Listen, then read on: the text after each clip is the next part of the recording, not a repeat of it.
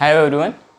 तो आज हम सेकंड लेक्चर पढ़ रहे हैं, some basic concept of chemistry का। ये सेकंड लेक्चर है क्लास 11th का। अभी पिछले लेक्चर में हमने यूनिट कन्वर्जन के बारे में सीख लिया था कि यूनिट कैसे कन्वर्ट करते हैं हम। जैसे हमने देखा था कि लेंथ की यूनिट क्या थी और मास की यूनिट देखी थी, टाइम की, टेम्परेचर की, और ऐसे ही अदर यूनिट्स भी हमने कुछ बेसिक फंडामेंटल यूनिट्स देखी थी और उसके बाद डिराइव्ड यूनिट के बारे में हमने पढ़ा था। तो वो सब हमने कर लिया था और वो काफ़ी इंपॉर्टेंट होगा। आगे हम जब न्यूमेरिकल सॉल्व करेंगे तो वहाँ पर उसका यूज करेंगे। अब जो सेकंड लेक्चर में आज हम पढ़ेंगे, यहाँ पर पढ़ेंगे कि आखिर हमें केमिस्ट्री पढ़ने की ज़रूरत क्या है, ठीक है, यूज ऑफ केमिस्ट्री क्या होता है, और उसके बाद मैटर का क्लासिफिकेशन हम सेकंड में इसके बाद पढ़ेंगे, ठीक है। तो पहली चीज़ हम यहाँ पर जो NCERT के हिसाब से है वो क्या है, एप्लीकेशन ऑफ केमिस्ट्री। एप्लीकेशन या यूज ऑफ केमिस्ट्री क्या होता है कि आखिर हम केमिस्ट्री की स्टडी करते क्यों हैं, ठीक है। तो केमिस्ट्री सब्जेक्ट को हमें पढ़ने का क्या फ़ायदा है या इसको क्यों पढ़ा जाना चाहिए, इसके बारे में हम कुछ बातें करेंगे। तो यहाँ पर हम देखते हैं कि केमिस्ट्री का यूज क्या क्या है। देखिए, सबसे पहले तो यूज है कि केमिस्ट्री का यूज हम करते हैं एग्रीकल्चर में। तो पहला जो यूज है वो कहाँ पर है, इन एग्रीकल्चर।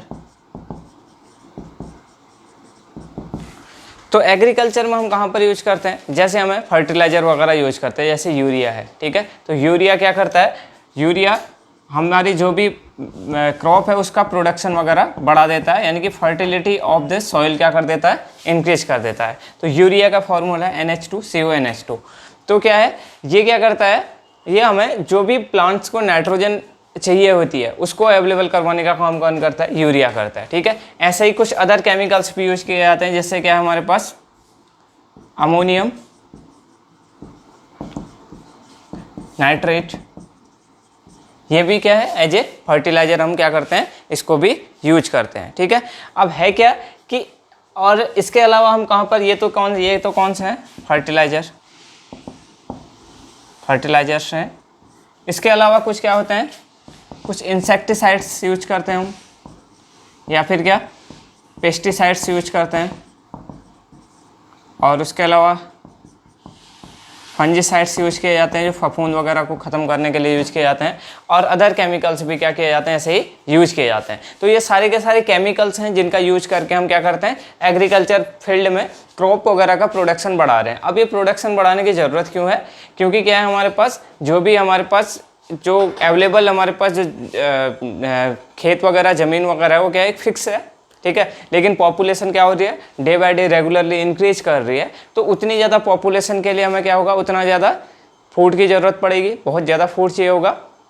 तो उस फूड की रिक्वायरमेंट को कंप्लीट करने के लिए हमें क्या करना है, उसी जगह से उतनी ज़मीन से क्या करना है, ज़्यादा प्रोडक्शन लेना है। इसीलिए हम क्या करते हैं, ये केमिकल्स वगैरह यूज करते हैं ताकि हमें क्या हो सके, उतने एरिया से ज़्यादा प्रोडक्शन मिल सके।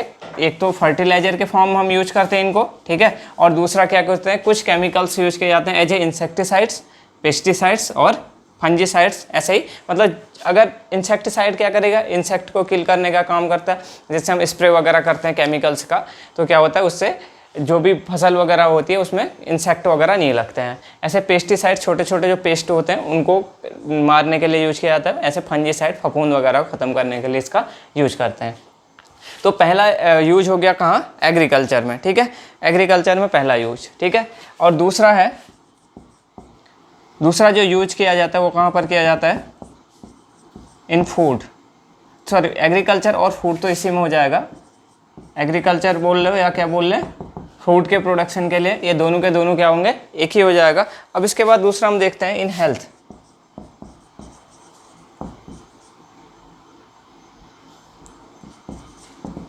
ठीक है, दूसरा कहाँ पर यूज किया जाता है, हेल्थ के फील्ड में, यानी कि आप मेडिसिनल फील्ड भी कह सकते हैं इसको।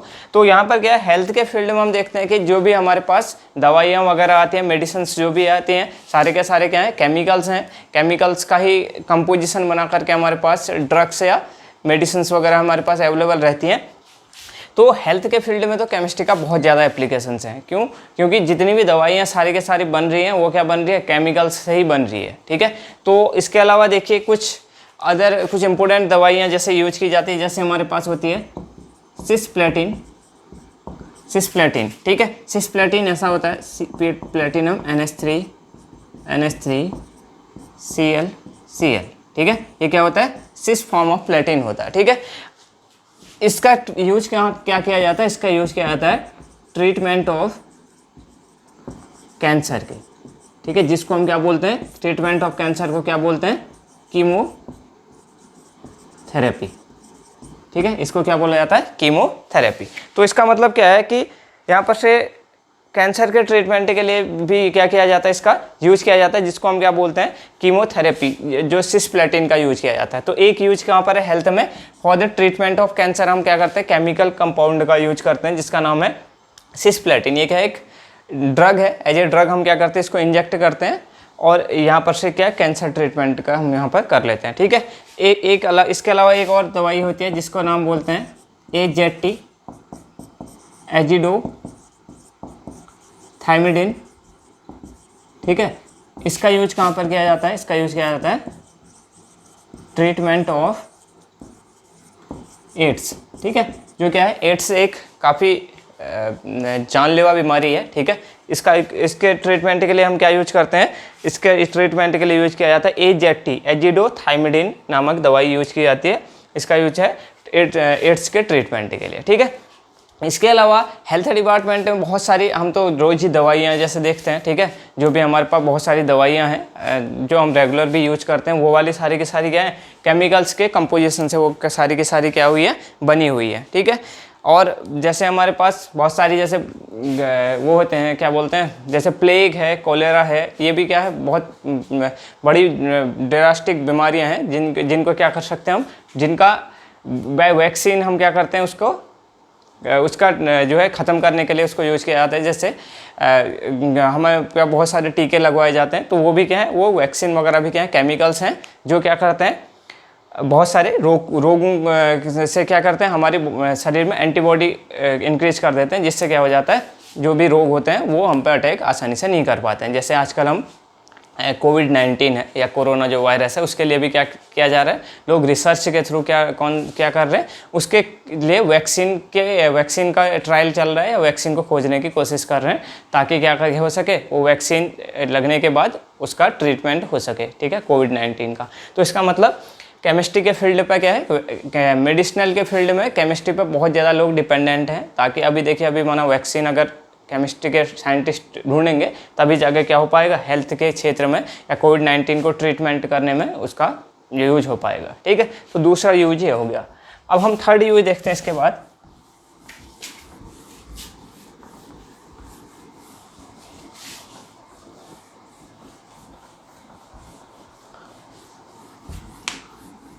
थर्ड यूज अगर हम देखें, थर्ड यूज होता है इन इंडस्ट्री। अब देखिए, इंडस्ट्री में क्या है, हमारे आसपास बहुत सारी जो भी चीज़ें हैं, प्लास्टिक वगैरह, रस्सी वगैरह, ये सब क्या है, ये सब क्या होता है, सिंथेसाइड पॉलीमर होते हैं, ठीक है। तो यहाँ पर क्या होता है, सबसे इंपॉर्टेंट क्या है, पॉलीमर्स। पॉलीमर्स में क्या किया जाता है, छोटी छोटी यूनिट्स जो होती हैं वो क्या होती है, रिपीट होकर के बहुत बड़े बड़े पॉलीमर बनाती हैं, यानी कि छोटी छोटी यूनिट आपस में जुड़ जाती है। जैसे फॉर एग्जांपल अगर हम पॉलीमर्स में देखें, जैसे हमारे पास होता है पॉलीथीन, ठीक है। तो ये क्या होता है, यहाँ पर इथीन मॉलिक्यूल जो होता है CH2 डबल बॉन्ड CH2, ये क्या होता है, बार बार रिपीट होता है, तो इस वजह से यहाँ पर से क्या बनता है, पॉलीथीन बनता है। और पॉलीथीन का यूज़ तो आपको पता ही है, क्या होता है, पॉलीथीन वगैरह से हम क्या करते हैं, as a carry bag use करते हैं, सब्जी वगैरह लाने के लिए मार्केट से, या कुछ भी सामान लाने के लिए। इसके अलावा देखिए, टेफ्लॉन होता है एक, ये भी पॉलीमर है। टेफ्लॉन का यूज किया जाता है नॉन स्टिकी जो बर्तन बनते हैं उनके लिए भी, उनके ऊपर से जो हमारे पास जैसे कोई बर्तन है उसके ऊपर क्या होता है, ऑयल वगैरह नहीं चिपकता है, तो वो किसकी परत लगाई जाती है, वहाँ पर टेफ्लॉन की ऊपर से कोटिंग की जाती है, जिससे कि वो नॉन स्टिकी बन जाता है, ठीक है। इसके अलावा देखिए, नाइलॉन 6 या नाइलॉन 6,6, ये भी क्या है, ये भी पॉलीमर है। जैसे यहाँ पर से क्या है, रस्सी वगैरह या फिर नायलॉन की जो भी चीज़ें बनाई जाती हैं वो किससे बनाई जाती हैं, इस पॉलीमर के थ्रू, नायलॉन 6 और नायलॉन 6 के थ्रू क्या किया जाता है, इनको बनाया जाता है, ठीक है। और इसके अलावा भी और भी बहुत सारे यूज होते हैं इनके, ठीक है। जैसे और टेरेलिन होता है, टेरेलिन है, ठीक है। और क्या होता है, बेकेलाइट है, ये भी बहुत सारे पॉलीमर है, जैसे पॉलीएस्टर होता है, ठीक है। पॉलीएस्टर क्या होता है, कपड़े वगैरह में बनाया जाता है, उससे क्या होते हैं, कपड़े बनते हैं, ठीक है, पॉलीएस्टर से। और इसके अलावा देखिए रबर होता है, रबर क्या, हम जो मिटाने वाला रबर होता है, ठीक है, या फिर हेयर बैंड वाला रबर होता है, वो भी क्या सारे के सारे पॉलीमर्स होते हैं। इसका मतलब हमारी डेली लाइफ में भी बहुत सारे एग्जांपल्स हैं जिनको हम यूज करते हैं इन डेली लाइफ में केमिस्ट्री के फील्ड में, ठीक है। तो ये बातें होगी। इसके अलावा देखिए जैसे हमारे पास बहुत सारे मेटल्स मिलते हैं, मेटल्स में जैसे हमारे पास कोई भी मेटल हो गया, जैसे हमारे पास सोना, चांदी, लोहा, ये सब क्या है, ये सब मेटलर्जी के थ्रू सिंथेसाइज किया जाता है, और वो भी किसका पार्ट है, केमिस्ट्री का पार्ट है। तो इसका मतलब मेटलर्जी के फील्ड में यानी कि मेटल वगैरह सिंथेसाइज करने के लिए भी केमिस्ट्री का यूज किया जाता है, ठीक है। दूसरा यहाँ पर से दूसरा क्या बोल सकते हो, मेटलर्जी। मेटलर्जी मतलब मेटलर्जी क्या होता है, एक पूरा प्रोसेस है जिसके थ्रू हम मेटल को सिंथेसाइज करते हैं, ठीक है। तो इस 12th में आपका चैप्टर है मेटलर्जी पूरा का पूरा। अब देखिए इसके अलावा क्या होता है, लास्ट एक और यूज देख लेते हैं हम, इन चेकिंग पॉल्यूशन, यानी कि पॉल्यूशन को रोकने के लिए हम क्या कर सकते हैं, केमिस्ट्री का यूज कैसे करें, ठीक है। अब देखिए केमिकल्स तो वैसे मोस्टली क्या होते हैं, पॉल्यूशन को इंक्रीज करते हैं, ठीक है। पॉल्यूशन को क्या होता है, डे बाय डे इंक्रीज कर रहे हैं। जैसे क्या होता है आजकल ग्लोबल वार्मिंग है या फिर ओजोन होल है, ये सब क्या हो रहा है due to use of various chemicals, और क्या हो रहा है उससे हार्मफुल गैसेस निकल रही हैं, और ये सब हो रहा है। जैसे ग्लोबल वार्मिंग है या फिर ओजोन होल है, ये सब क्या हो रहा है due to use of chemicals हो रहा है। लेकिन हम क्या कर सकते हैं, हमें ऐसी मेथड्स डिजाइन करनी है, ऐसे नए नए चीज़ें खोजनी है, नए नए केमिकल्स लाने जिससे कि पुराने जो चीज़ें हैं उनको रिप्लेस कर सकें, और लेस पॉल्यूटिंग सब्सटेंस या लेस पॉल्यूटिंग मेथड हम डिज़ाइन कर सकें। जैसे हमारे पास देखें, जैसे पहले क्या किया जाता था, गाड़ियों में पेट्रोल और डीजल का यूज किया जाता था, ठीक है। अभी क्या हो गया, इसको रिप्लेस किसने कर दिया है, सीएनजी ने। सीएनजी क्या होती है, लेस पॉल्यूटिंग होती है, या नॉन पॉल्यूटिंग भी बोल सकते हो। जबकि इनसे क्या होता है, पेट्रोल और डीजल से बहुत ज़्यादा पॉल्यूशन होता है। तो इसको रिप्लेसमेंट हमने किससे कर दिया, सीएनजी से कर दिया है। सीएनजी इसको क्या बोलते हैं, कंप्रेस्ड नेचुरल गैस, ठीक है। कंप्रेस्ड नेचुरल गैस पॉल्यूशन नहीं करती है बहुत ज़्यादा, इसलिए क्या होता है इसका यूज करके हम लेस पॉल्यूशन को रोक सकते हैं, ठीक है। इस प्रकार से बहुत सारे यूज हैं जो जिसके थ्रू हम क्या करते हैं, जो हमें केमिस्ट्री को पढ़ने के लिए जरूरी है इनको पहले जानना, ठीक है, ताकि हम समझ सकें कि केमिस्ट्री को पढ़ने का इंपॉर्टेंस क्या है। तो हमने यहाँ पर 4 इंपॉर्टेंस देखे मेन, वैसे तो बहुत सारे इंपॉर्टेंस हैं। जैसे पहला हमने पढ़ा कि एग्रीकल्चर के फील्ड में क्या यूज है, एग्रीकल्चर के फील्ड में हम बहुत सारे फर्टिलाइजर्स वगैरह यूज करते हैं, इंसेक्टिसाइड, पेस्टिसाइड्स और फंजीसाइड्स, ये सब यूज करते हैं, ठीक है। उसके अलावा दूसरा हेल्थ के फील्ड में हम मेडिसिन वगैरह बनाते हैं, वैक्सीन वगैरह बनाते हैं, ये सब क्या होता है हेल्थ के फील्ड में हमारा यूज होता है, ठीक है। थर्ड उसके बाद हमने पढ़ा एक हमारे पास थर्ड जो यूज था वो क्या था, वो था हेल्थ हो गया और इंडस्ट्री के फील्ड में, ठीक है। इंडस्ट्री मतलब हमारे आसपास जो भी सामान है, जैसे ये मार्कर है, ठीक है, मार्कर वगैरह कैसे मिलकर बना, प्लास्टिक वगैरह, तो ये भी क्या है केमिकल है, ठीक है। इसके अंदर का इंक जो है वो भी क्या है एक केमिकल है। तो ये सब क्या है इंडस्ट्री के फील्ड में, यानी कि हमारी डेली लाइफ में बहुत सारी जो चीज़ें यूज हो रही हैं उनमें भी केमिस्ट्री का कहीं ना कहीं योगदान है।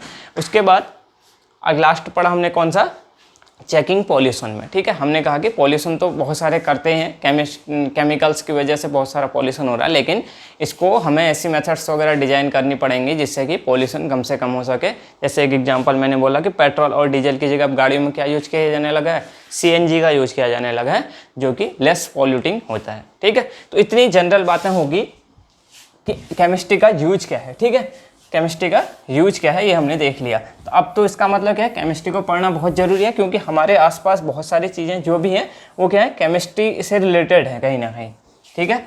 अच्छा, अब इसके बाद हम देखते हैं कि हाँ, अब व्हाट इज केमिस्ट्री, आखिर केमिस्ट्री है क्या, व्हाट इज केमिस्ट्री, ठीक है। इससे पहले हमें केमिस्ट्री है क्या ये जानने से पहले क्या है कि मैटर क्या होता है वो देख लेते हैं। मैटर, ठीक है। तो मैटर क्या है, कोई भी ऐसी चीज़, हमारे आसपास के कोई भी ऐसी चीज़ जो क्या होता है स्पेस ऑक्यूपाई करता है और उसका क्या होता है मास होता है, ठीक है।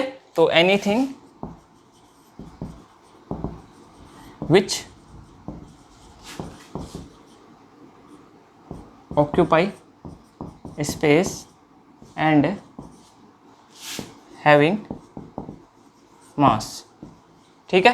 तो जितने भी हमारे यूनिवर्स में जो भी चीज़ें हैं वो दो फॉर्म में रहती हैं, या तो एनर्जी के फॉर्म में या क्या रहती है, मास के फॉर्म में। तो जो मास के फॉर्म में वो क्या, मैटर है, ठीक है।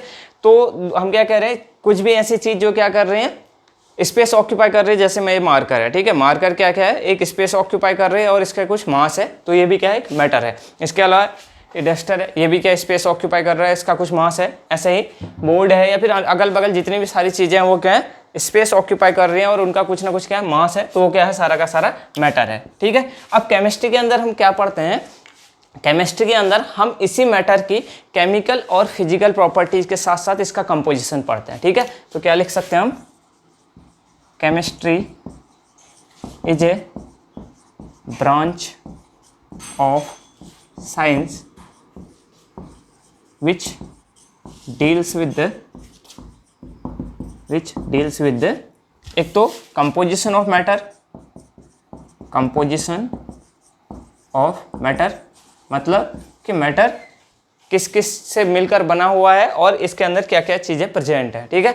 एक तो composition of matter and chemical and physical properties of matter, ठीक है। दूसरा क्या पढ़ते हैं हम, इसकी केमिकल प्रॉपर्टीज क्या है, केमिकल प्रॉपर्टीज मतलब ये कोई भी मैटर है या सब्सटेंस है, वो क्या है, किस किस से रिएक्ट कर रहा है या कैसी कैसी उसकी केमिकल प्रॉपर्टीज है, रिएक्शन करता है या नहीं करता है, कैसे रूम टेम्परेचर पर कैसा रहता है, ये सब रिएक्शन करता है, पानी के साथ कैसे रिएक्शन करता है, ये सब।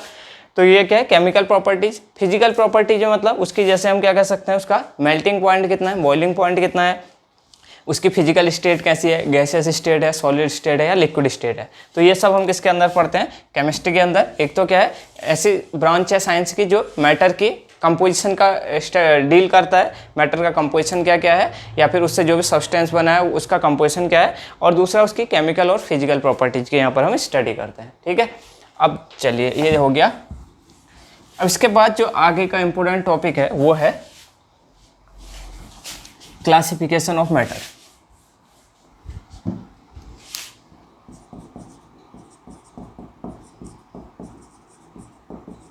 क्लासिफिकेशन ऑफ मैटर, ठीक है। तो मैटर की डेफिनेशन तो हमने देख लिया। हमने कहा कि मैटर क्या है, मैटर ऐसी चीज़ है जो क्या होता है, स्पेस ऑक्यूपाई करता है और उसका मास होता है, वो मैटर है, ठीक है। अब यहाँ पर से हम क्या देखते हैं कि मैटर को हम कैसे कैसे क्लासीफाई कर सकते हैं। तो यहाँ पर से हम इसका टू टाइप्स के क्लासिफिकेशन पढ़ते हैं। एक होता है फिजिकल क्लासिफिकेशन और दूसरा जो होता है वो होता है केमिकल क्लासिफिकेशन, ठीक है। फिजिकल क्लासिफिकेशन के अंदर हम क्या देखते हैं कि यहाँ पर तीन टाइप के वो रहते हैं। एक रहती है इसमें से फिजिकल स्टेट क्या क्या है, ठीक है। एक हमारे पास यहाँ पर क्लासिफाई करने में हम सॉलिड बोलते हैं, दूसरा बोलते हैं लिक्विड और थर्ड गैस, ठीक है। तो इसका मतलब फिजिकली हमने मैटर को तीन टाइप में क्लासिफाई किया है। पहला है सॉलिड, ठीक है, दूसरा क्या है लिक्विड और थर्ड क्या है गैस, ठीक है। तो ये क्या है फिजिकल सॉलिड स्टेट, ठीक है, दूसरा क्या है लिक्विड स्टेट और थर्ड क्या है गैसियस स्टेट। अब देखिए केमिकली क्या होता है, इनको दो टाइप में क्लासिफाई किया जाता है मैटर को। एक होते हैं प्योर सब्सटेंस और दूसरे होते हैं क्या मिक्सचर, ठीक है। एक तो प्योर सब्सटेंस होते हैं, दूसरे क्या होते हैं मिक्सचर होते हैं, ठीक है। इन सभी को हम एक एक करके डिटेल में स्टडी करेंगे। पहले हम क्लासिफिकेशन देख लेते हैं। अब देखिए मिक्सचर क्या होता है, मिक्सचर यहाँ पर से दो टाइप का होता है। एक होता है होमोजीनियस मिक्सचर और दूसरा होता है हेट्रोजीनियस मिक्सचर, ठीक है। तो हमने क्या किया, केमिकली दो टाइप में क्लासिफाई किया, एक प्योर सब्सटेंस, दूसरा क्या है मिक्सचर है। और मिक्सचर भी दो टाइप का है, होमोजेनस मिक्सचर और हेट्रोजेनस मिक्सचर, ठीक है। इसके बाद देखिए यहाँ पर से प्योर सब्सटेंस को भी दो टाइप में यहाँ पर क्लासिफाई करते हैं। एक होते हैं एलिमेंट्स और दूसरे होते हैं कंपाउंड्स, ये क्या क्या है इनको हम एक एक करके स्टडी करेंगे। पहले हम क्लासिफिकेशन ही देख लेते हैं। तो यहाँ पर से हमने प्योर सब्सटेंस को दो टाइप में क्लासीफाई कर रखा है, एक एलिमेंट है, दूसरे क्या है कंपाउंड है। अब एलिमेंट जो होते हैं वो तीन टाइप के होते हैं।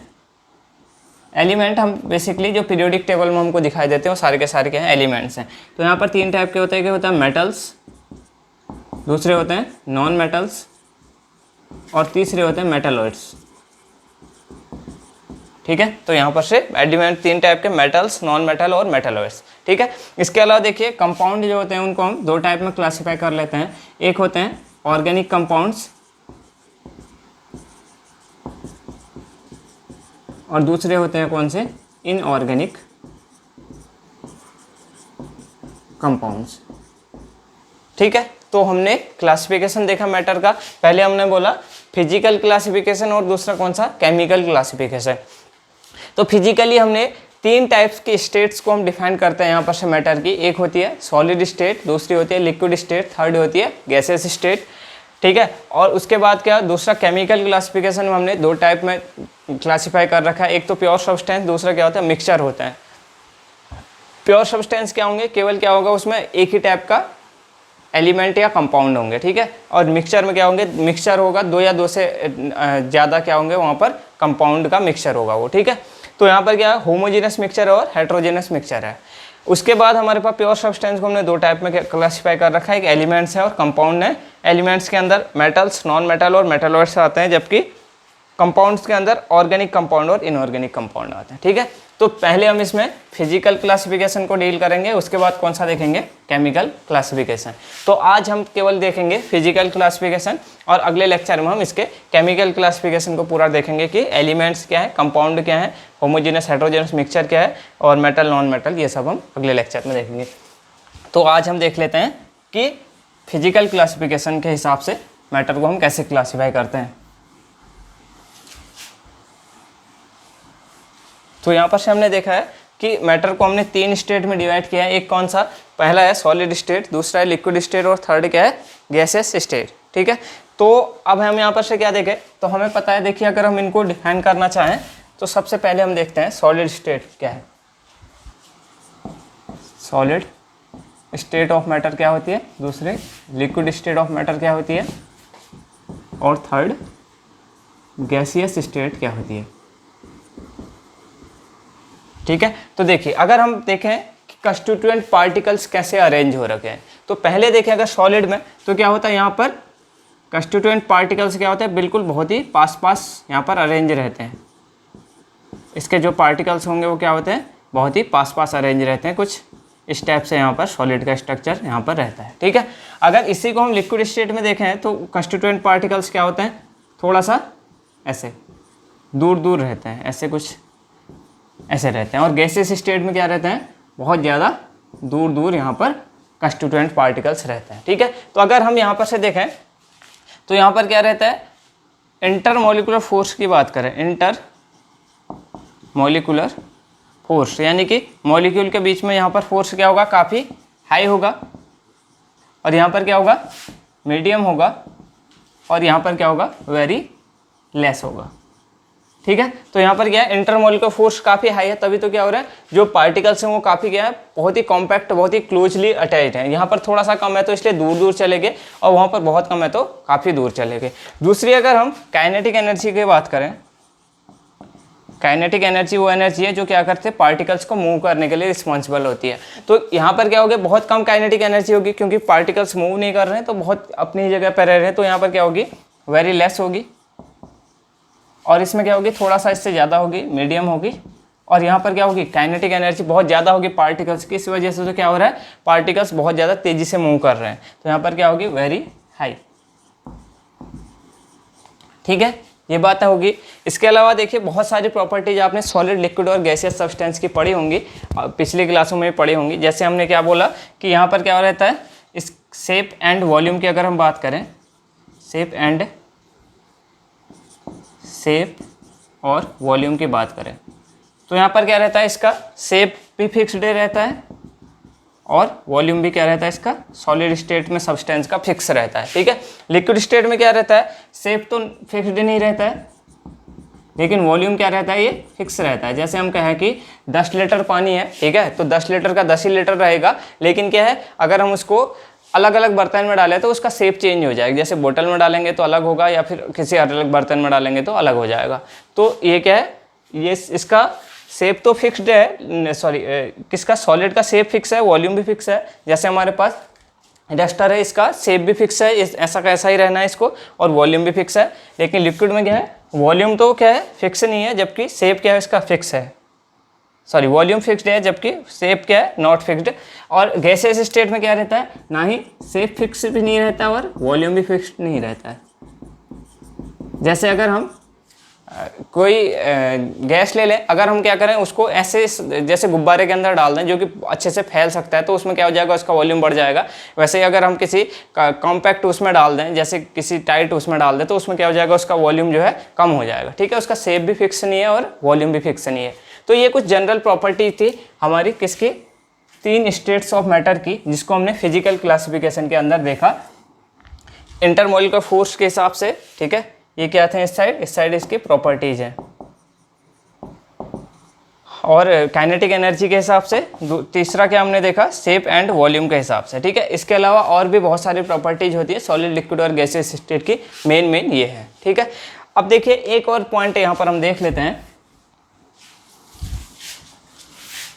एक पॉइंट ये देख लेते हैं कि इन तीनों स्टेट्स ऑफ मैटर को क्या किया जा सकता है, एक दूसरे में इंटर कन्वर्ट किया जा सकता है। अगर हम क्या करें, कोई सब्सटेंस सॉलिड स्टेट में जहाँ पर क्या है पार्टिकल्स क्लोजली अरेंज्ड हैं और उनके क्या है एनर्जी कम होती है यहाँ पर, तो हम क्या करें, यहाँ पर अगर माना हीट कर दें इसको, तो क्या हो जाएगा, सॉलिड क्या हो जाएगा, यहाँ से लिक्विड में कन्वर्ट हो जाएगा।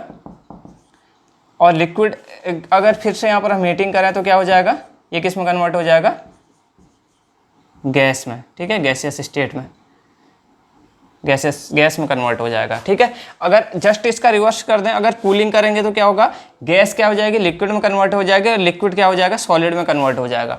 तो इसका मतलब क्या है, सॉलिड के पार्टिकल्स को क्या मिल रही है, एनर्जी मिल रही है। ठीक है, जो क्या कर रहा है उसको काइनेटिक एनर्जी में यूज कर रहा है, और सॉलिड के पार्टिकल्स क्या कर रहे हैं, एक जगह से दूसरी जगह मूव करने लग जा रहे हैं, और यहाँ से इस फॉर्म में, लिक्विड के फॉर्म में कन्वर्ट हो जा रहे हैं। अगर हम फर्दर एनर्जी दें तो क्या हो जाएगा, जैसे यहाँ पर पार्टिकल्स इतनी दूरी में थे और ज़्यादा दूर जाने लगेंगे, क्योंकि पार्टिकल्स को एनर्जी मिल जा रही है in the form of heat. जैसे इसका एग्जाम्पल अगर हम देखें, जैसे पानी होता है H2O, ठीक है, उसकी 3 स्टेट्स होती हैं। यहाँ पर क्या रहता है, अगर आइस के फॉर्म में, ठीक है, उसको हम क्या करें, किसी बर्तन में गर्म करना शुरू करें तो पार्टिकल्स को क्या मिलेगी, H2O के मॉलिक्यूल्स को एनर्जी मिलेगी। तो एनर्जी मिलने के बाद क्या हो जाएंगे, वो मूव करने लगेंगे, और क्या हो जाएगा, आइस से किस में कन्वर्ट हो जाएगा, वाटर में, वाटर यानी कि लिक्विड स्टेट में। ठीक है, अगर हम उसके बाद फिर अगर हीट करेंगे तो किस में कन्वर्ट हो जाएगा, वेपर फॉर्म में।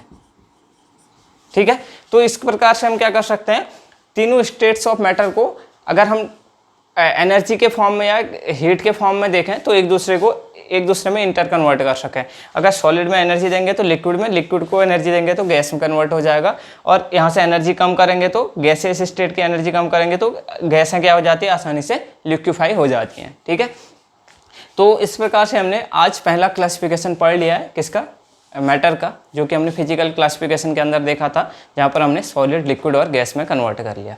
तो आज हमने ये क्लासिफिकेशन के बाद कल हम पढ़ेंगे इसके नेक्स्ट क्लास में केमिकल क्लासिफिकेशन ऑफ सब्सटेंस, जहाँ पर हमने मिक्सचर और प्योर सब्सटेंस के थ्रू हमने उसको क्लासीफाई किया है।